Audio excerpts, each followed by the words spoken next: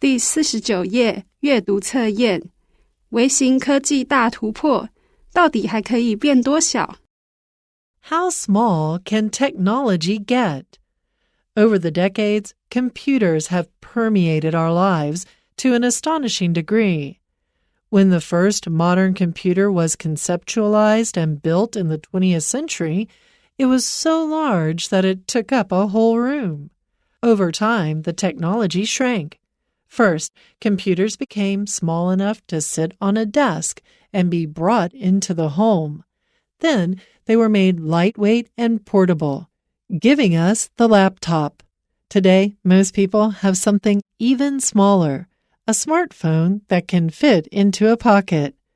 Though that's as compact as most people are used to, computers and technology are getting even tinier.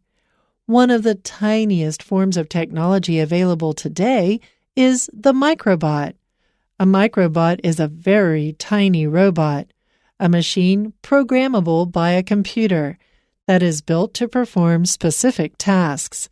You might be inclined to refer to this as just a small robot, but the size and dimensions of microbots are actually quite precise.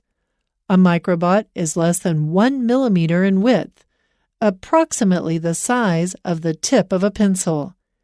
In comparison, a small robot, which can be up to 100 centimeters in width, would be absolutely gigantic. If you think that microbots are as small as you can get, think again. Nanobots smaller than 1 micrometer exist, but these are so small that they aren't visible to the naked eye. Since microbots are so small, they are potentially very cheap.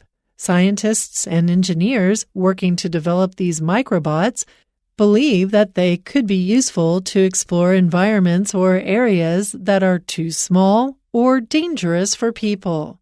And because the computing power of one single microbot isn't that large, microbots could be deployed in large groups or swarms of microbots. At the moment, the biggest obstacle to the development of these tiny machines is figuring out how to power a robot that can only contain a minuscule battery.